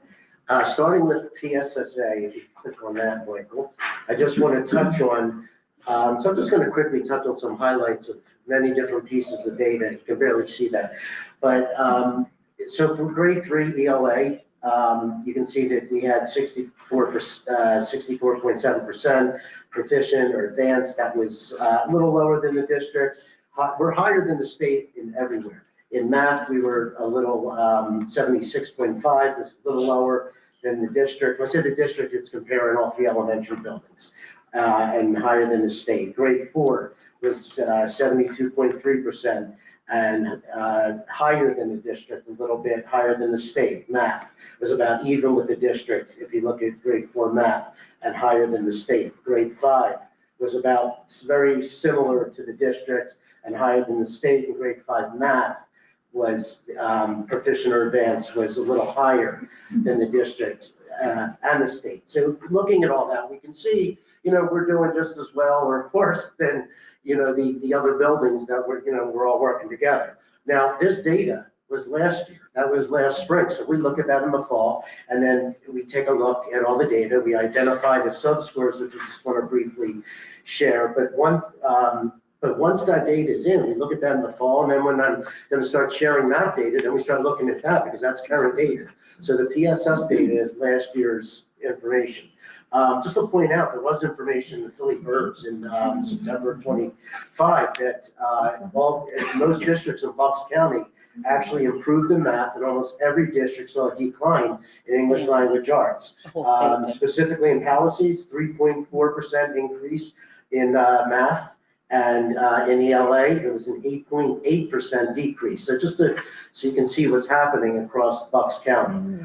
Moving on to reporting categories for PSSA, just to give you a sense, I want you to see that we have the data, the achievement, the numbers, but then we look at the skills, because that's even more important. So we know where are the areas of strength and areas for growth. You can look at each grade level as per the PSSA scores. In grade 3, conventions was an area of strength. In an area for improvement was craft and structure and informational text. Grade 3 math, a strength, was numbers and operations, and an area for growth was measurement and data. So what we're doing when we're talking with teachers is we're getting specific to the skill, and they know which kids are scoring high, who's in the middle, and who's scoring low. So we're focusing in on these areas so they know what strategies to put into place as they're using ALEKS or they're using Boost. By the way, we have a slide after Tinnikum's presentation just to give you a sense of some of the things that a snapshot of what's going on in Boost and ALEKS and even Mr. Traver's Google Classroom. Grade 4, and I was so glad to see in grade 4 and 5, text-dependent analysis, the TDAs, which our teachers, have been working so hard over years to improve that. That was a strength. In grade 4, conventions was an area for improvement. It's interesting because you look at different grade levels year to year, and there's different skills that they need to work on. You work on one skill, then the next one pops up that's not strong enough. So it was interesting that this particular leap year in math and measurement and data was an area of growth in grade 3, an area for growth in grade 3, but then it was a strength in 4 and 5. Numbers and operations was the strength for grades 3 and 5, but an area to work on in grade 4. Geometry, they showed they needed to grow in that in grade 4, but yet it was a strength in grade 5. So, you're always chasing these skills and standards. ELA, conventions was strong in grade 3 and an area for growth in grade 4. Just wanted to point that out. And then grade 4 math. I shared all that. I'm going to move on to the math testing. Now we're going to move on to PBOS, which is the next one. So PBOS, and just to point out to you, it says predicted when you look at the scores in the colored area. What that means, and they've changed it. It used to be called growth. Now they're measuring it. The state made a change that the meeting the growth standard now means that students' actual score was the same as their predicted score. So they predict how kids should score. That's why we don't get this till 4th and 5th grade. In 3rd grade, that's like a baseline, and then the state determines what the growth should look like. So last year, we actually scored well in 4th grade in math, well above, and in 5th grade above, and in ELA. In 4th grade, and 5th grade, we met the standard. So I was very happy to see that. And that has to do with growth, how kids scored and the growth that they've showed from the previous year to the next year. So moving along to the building score, just to show you 5 years of up and down, but we're right in the mix there with our building score. We keep working at it. So last year was 85.4. So here, now we're in the fall. And then we get into our map data, which correlates to PSSA. So we take that fall measurement, and just so you can see what some of the data looks like, I'm just going to point out a couple highlights. So that's grades 2 through 5 in reading and math. So grade 2 was 71% proficient, and advanced in the district, it was 66. So we were a little higher. Grade 2 in math was a little higher than the district as well, 79%. You can see 3, 4, and 5. If you scroll down, grade 3 was 79% proficient, right in line with the district. Grade 4, 58%, same as the district. Grade 5, 64%, right in line with the district. In math, very similar. Grade 3 math, 90% proficient. Advanced district was 95, 75, grade 4. The district was right there, and 77. The district was a little higher at 81. So it's nice to kind of look at and see how well you're doing compared, to the other buildings. It's not a competition, but we're all working together doing the same things. So it's nice to see, if you're really struggling, what are we not doing right, or if we're doing better, what could we be doing? And Marie, Amber, and I, and Michael's part of those conversations, we talk about what are we doing, what's working here, what's working there, and we work together to try different things. And just so you can also see under the sub-scores, the next slide, just shows you the different skills. So with math, we get skills. And now in our data meetings, we're looking at specific skills with classes and teachers saying, okay, this is where you scored well, this is where you didn't. Let's focus in on this particular skill.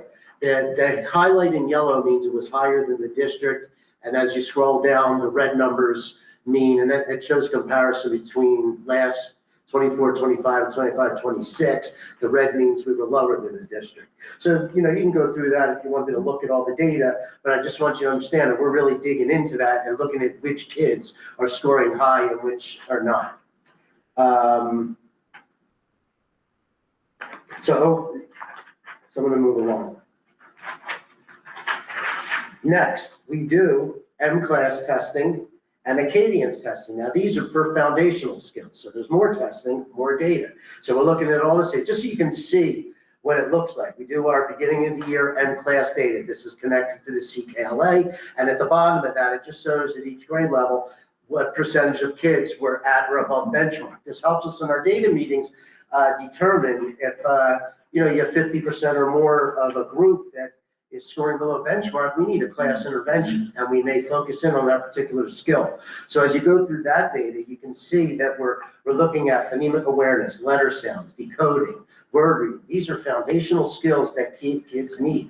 And when you look at some of the data, of course, in the beginning of the year, they're going to be lower. We hope to grow as we're getting into it right now with our mid-year data. We expect to see an increase how many kids are at benchmark. So we have that for each grade level. You can go through if you'd like to look at the percentages. And then for math, we're still using Acadians. I just wanted to show you the different foundational skills. If you scroll up a little back, there you go. Just so you can see at kindergarten, grade 1, and then 2 through 5, those are the math skills that we are looking at. And again, we know specifically all this data is specific to every student in the building. And when we have these data meetings, these problem-solving meetings, during win time, this is what kids are working on. When we're putting them on Alex for math, or when we're putting them on Boost to work in the reading area. This is the data that we're using. We're looking at the skills. And then finally, school-wide behavior. Actually, if you just click on that data slide, we're using a lot of the same programs that Marie talked about, zones of regulation, morning meeting, restorative practices, social skills, all those different things. But I just wanted to show you, Marie talked about, that triangle, and you want to see a lot of green there. So we're, very pleased with our discipline referrals. They, have been pretty good year to year since we've started this program. And, we're very much in the green and very low with discipline referrals. And it shows you, if you scroll down, it just shows you what a major discipline referral is that comes to me compared to a minor one, which is staff managed. So we keep track of all that data, and we have meetings about that. In our data meetings, we have a group that analyzes trends across the building, and we look at that. And then we're doing a lot of fun things like the Paul Ball and the latest, the book vending machine, which has been a terrific addition to our program this year. Do you have any questions for me? You must be tired. Hey, I hit a lot in 11 minutes. Questions? No, that's great. That CKLA Yeah. data looks like it's going to be really valuable for rewarding over time. It's great. We're getting positive feedback from parents, from kids. I got information from a parent of a gifted student that the student's writing poetry like he never did before. He was so excited about poetry. We had a whole poetry slam in 5th grade, and it was very cool. Every student had a Panther Pride. We had kids reading their poetry to the entire building. So, we're using it, Halloween, kids dressed up and things they were studying, at that time it was medieval times. Now we're studying the Roman Empire. So the kids are loving it, and they're coming home excited. And like Marie said, I was in a 1st grade room the other day. I couldn't believe the vocabulary that they're learning. Like, how do you even pronounce that word? It's really comprehensive and intense, and it's been great. And our teachers are working real hard and doing a fabulous job. Audience? Jill or Joanne, basically? Oh, okay. All right, thank you. Thank you. All right, Amber, welcome. All right, thank you. We got to ask you, what is your favorite thing about being an elementary principal? Walking into kindergarten. Oh, bet. I can just bet. They want to hug me. Yes, it's the best. I wash my hands a lot. Well, and also, No. well, also too, and now at elementary, you're taller than most of the kids. Wow, there you go. Most, not all. Not all, not the 5th graders. That is funny because when I did visit the high school today, I'm like, oh my gosh, I really am shorter than them. But before I do begin, I would say that new program is phenomenal. And one thing I also see is the connections home. When they come in dressed like nursery rhymes and things like that. I was part of that parade too. I was a blind mouse. So I don't know, lots of fun activities. Teachers are working so hard, and they really are implementing it with fidelity. So just want to make sure we notice that. So this is fun for me because now I get to see learning from the K through 12 perspective. So all these interventions that are happening when they're little are so fun, and so they're all just so different. So I've learned a lot through this, and the team at Tinicum has been wonderful. To start, similar to what Marie Scott and other building administrators did, we took a look at our data source. There's so much data that we have to look at, and what I'll start with is that, and then I'll end with how we use that data to make decisions. I linked the building level PSSA data and then also special ed data. I think it's important to take a look at all different types of learners. As you can see overall, Tinicum consistently outperforms, the statewide average in ELA. That just shows a strong tier 1 instruction overall student achievement. So what our teachers are doing in every classroom are strong and how they're differentiating their content for all students. An area for growth that I saw was just increasing consistency across years, strengthening outcomes for identified subgroups to ensure sustained progress for all learners. And then finally, students with IEPs typically perform slightly lower in the ELA and math groups, but how are we intervening as groups just to make sure that we're meeting their goals and their IEP goals overall. The second data source was math testing. As you can see, when you click on that link for our data, they're excelling in math, achievement well above grade level expectations, and they're also performing above grade level in expectations, but math seemed to be a strong point. I added in our building level score there, it was 71.4%. While the overall percentage change, the student growth data shows many students continue to make academic progress. So that was another strong point. PBOS scores, we looked at PSSA predictive data, indicates that our students are entering grades 4 and 5, particularly with strong achievement in both math and ELA. Performance is currently high, the growth shows potential declines, highlighting the importance of continued support and targeted instruction to mean upon those gains. Again, predictive data is something they're looking at with PBOS. Then we have our MTSS reading data. I did link their data points and then analysis that attributes to that. Overall, we saw 60 to 85% of students in most grades are at or above benchmark. And then at the fall, beginning of the year, at the Cadence math data, there's some strong foundation skills in kindergarten and upper grade mastery in grades 3 and 4. Grades 1 and 2 require focused support to accelerate their growth. And we started to talk about those in our data meetings and already providing those interventions. And then we're looking at, So those were the data points that we looked at. What do we do with that data? So now we identify student need. We have screening data points, a lot of different assessments that Scott already talked about and Marie talked about, whether it's MAP, MCLAS, PSSA, there's multiple other assessments as well. Then we review classroom assessments, or what formative assessments are we using? And they use them consistently across the board. And how do we have to change that a little bit? I know with the new curriculum, they're really following that with fidelity. So making sure that they know that, okay, you're doing your best. We're going to take a look at how we're monitoring this at the end of the year and make adjustments as needed. And then we have progress monitoring tools.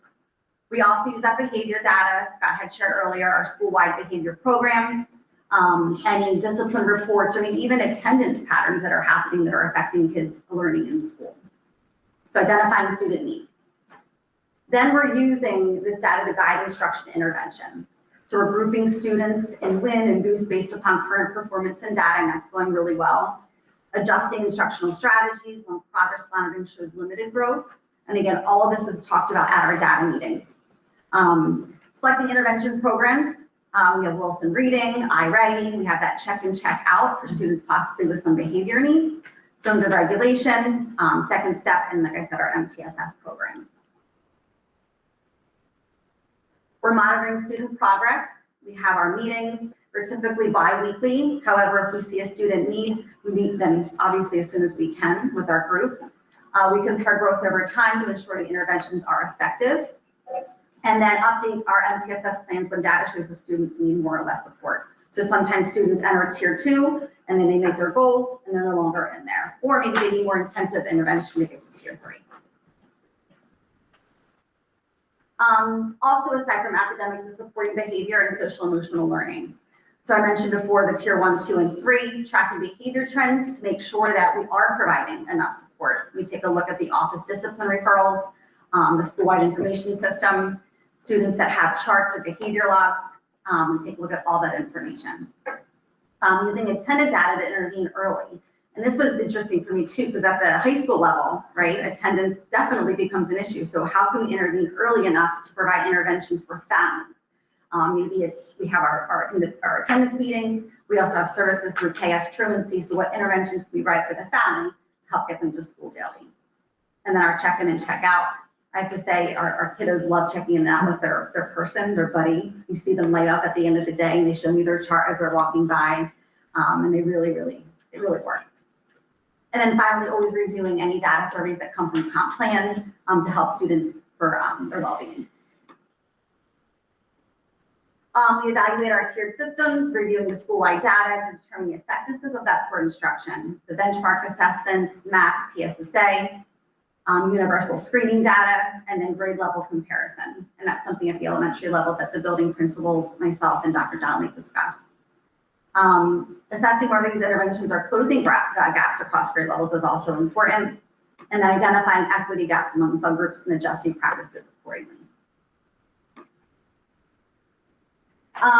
The data we're using is always informing decision-making and goal setting. The grade level, building level targets are aligned to our benchmark assessments. Using data to plan for professional development. I think that's important when we're seeing those gaps. Where do we need interventions? And making sure teachers have the time to collaborate and provide that feedback. I know with our new curriculum, we have a PLC, a professional learning committee that meets regularly with admin, and they do a really good job of communicating what's working, where they need support, as well as visiting with our coach that comes to each building. And then aligning staffing and scheduling decisions when student needs are identified through data. And then finally, how do we communicate this progress? Sharing trends with teachers during our team meetings, communicating progress with growth with families, which is super important, and then just celebrating achievement for these growth indicators. And that could be something small in the classroom. It could be our school-wide assembly that they usually love all the assemblies, but anything positive that we can use to showcase their work really goes a long way for those little guys. And I believe that was it for Tinicum. Scott had mentioned before, if you wanted to take a look at resources that they're using for Boost, ALEKS, or math enrichment activities, there's just examples linked there. Okay, thank you. Thank you. So we are using iReady math? No. Oh. Maybe that was a typo on my phone. Oh. So I sent out our data meeting we talked about from the previous, all that. So not iReady? Yes. Okay. Okay. All right. Questions? No, very good, thank you. You're welcome. Okay. Any questions? All right. Well, that ends the data presentation. Thank you so much. Thank you for all the information that you all put together. So helpful, so interesting, and especially as, you know, I say this all the time, and I'm gonna say it again. When we ask our questions, and I know, because we've had this conversation as a board a million times, when we ask the questions we ask, it's about how do we as a board help and support you for what you need and what we can do for you. So, you know, when we ask about the data or why is this happening, or it's how can we help? How can we help and support? So thank you. All right, anything else on the data? All right, that then takes us to discussion, which we have nothing, but I do want to just add this. Dr. Donnelly and I had a really great discussion yesterday, met for probably about an hour and a half, talked about EPS and some things we want to put in the structure like data, regular ongoing data presentations, things like that. And we'll continue to meet again in the next 2 weeks. So if there's anything that you would like to see, like to hear more of, see more regularly, now's a good time to let us know. I'll send a quick email. There's a couple of programs that I don't think like what I don't, English as a second language, I know has been renamed to something else, but you know, programs like that, I would like to be able to touch on occasion. So I'll Perfect. Flip them over to you. That's great. All right, committee approved expenditures. I don't think they're ready for that, right? Yeah. I have a question for Scott.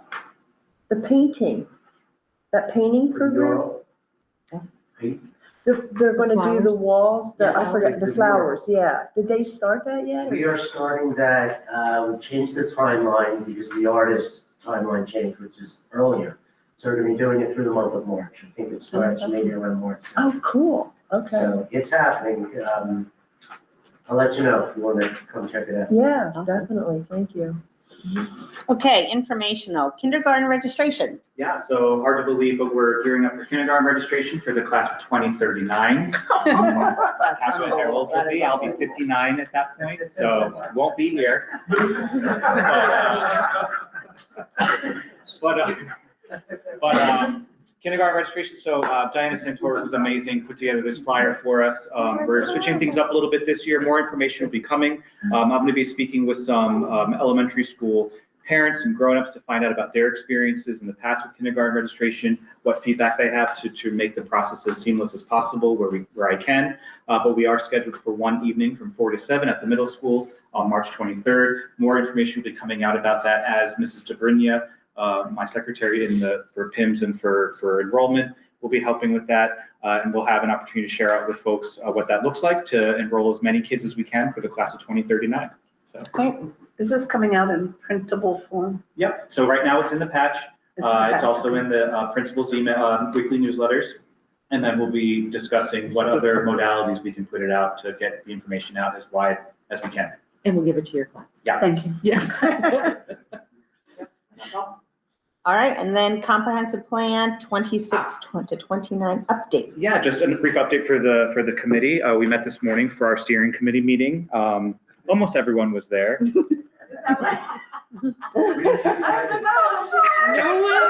No one. I wondered what you were doing. I was like, what's happening? Pay no attention to the woman covering her face. That's right. No, but we had a really great meeting this morning by all accounts. Cora from our committee, she's on the steering committee, as well as Linda in the audience. Rich Heffernan, our co-chair, Jill was there, Scott Davis was there. So we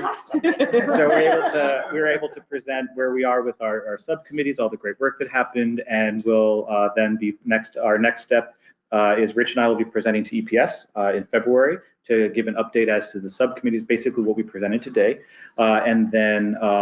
And we'll also bring that operations piece to buildings and grounds. Yep. It feels like days ago we met, but it was just the same. So I want you to know that in that time, that would be on the agenda. 8 o'clock is really early for retired people. That is true. And this is late too. Yeah, for working people. Yes, that is true. Yeah, I get that. It always is. And for retired people. It's late for retired people too, yeah. So again, EPS presentation in February, then the board We will have that sit for 28 days publicly. And then the board will take action in March. And then we will, once you give me the green light, I will then finish all the data in the system for the state and upload by March 31st. And It's up to date, but you have to. Yep. Okay. We're good to go. All right. Perfect. So our next scheduled meeting, February 11th, and then you see the 25-26 committee dates on there. Anything from the audience? Go ahead, Linda. I would just like to comment, I hope the district is looking at doing something with all of our students around our, I think it's quincentennial. Is that how you The say it? 250, yeah. 250th, as we've entered into the 2026, calendar year. I just think that's pretty significant. So I just wanted to throw that out there. So fun fact, the Bucks County is hosting the America 250 at Tinicum Park on Saturday, May 16th. I have been participating in the steering committee, so I have a meeting tomorrow night at 7 p.m. And we are discussing the variety of ways that our students are being involved. We did get a grant for the highest amount for about $1,500 to support our TV video studio students here at the high school, who will be working with the lady who's in charge to do some promotional videos for the event. They'll be going and learning about the history of a variety of places throughout Upper Bucks County in the Palisades School District specifically, the Stover Mill, you name it, they're going to go. In addition to that, we'll be discussing other ways. We know that our art department will be providing and working on some art pieces that are timepieces of that period. Our music department will be involved in some way, shape, or form, and we're tossing around some ideas of ways to engage our elementary students to actually participate as members of Cavalry to do reenactments at the event at Tinicum Park on May 16th. Oh, cool. I can't remember his name. What's Cal's name? Huntsberger, I believe. Huntsberger, yeah. No, Hunsicker. Oh, Hunsicker. Hunsinger, okay. He does reenactment, doesn't he? Yeah. Because he had said he'd like to do something with Palisades for, and he lives in the district, he lives in Springfield Township, and can I have him get in touch with you to see if there's something that we can do? That'd be great. Okay. All right. We are adjourned, 8:27. All right. Thank you Good all. job.